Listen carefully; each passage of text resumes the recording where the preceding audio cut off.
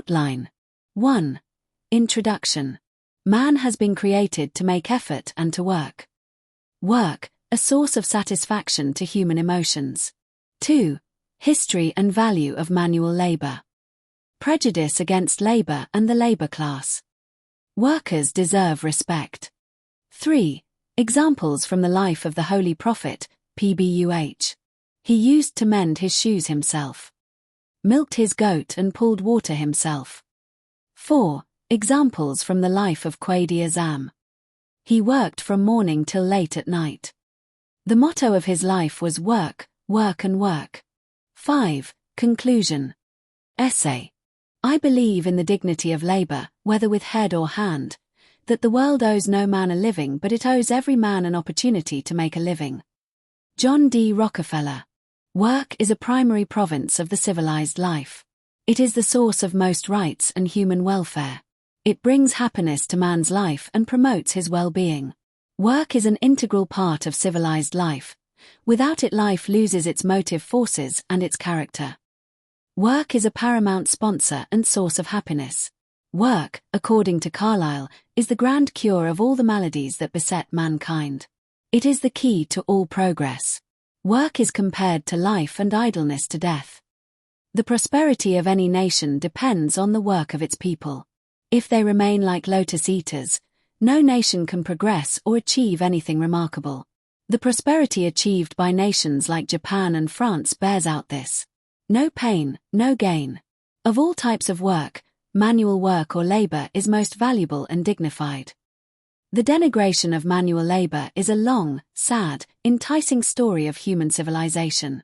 There have been times and people in human history who tries to undervalue the dignity and worth of manual labor. The so-called progressive but grossly snobbish cultures and people have attempted to tarnish the image of manual laborers. But with the awakening of civilized man and enlightenment of modern man during the 19th century and onwards, the world has started to give the manual laborer their due respect and the status befitting to their worthiness. However, this is not a worldwide practice.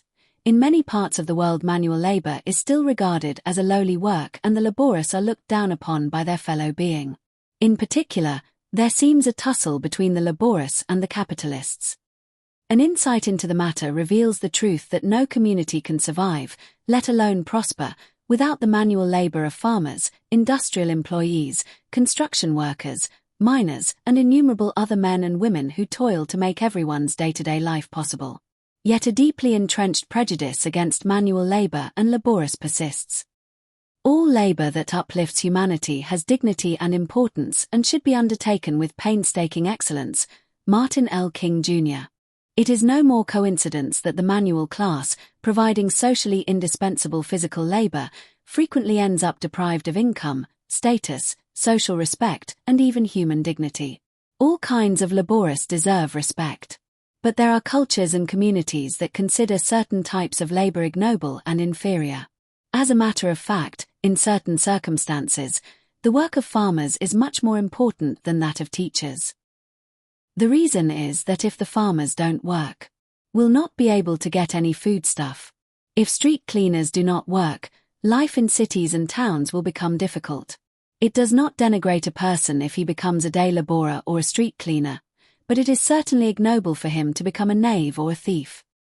The Holy Prophet, Pbuh, has preached hard work and presented his example before the mankind. He used to mend his shoes himself, milked his goats and pulled water from the well when needed. He participated in the digging moat during the Battle of Azab. Quaid-i-Azam Muhammad Ali Jinnah is said to be one of the most industrious men on the face of earth in the subcontinent region during the 20th century. He would work from morning till late at night. His sister used to tell him to take care of his health and reduce work, and he would smile and say, "If leader of the nation does not work, who else will?" The motto of his life was work, work and work. It is necessary for our young men and women to recognize the dignity of labor. Traditionally, they prefer white-collar jobs to manual labor. Parents should inculcate in the minds of their children the dignity of labor.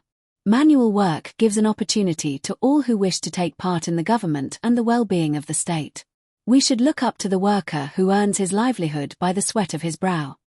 Without labor, nothing prospers. Sophocles. you.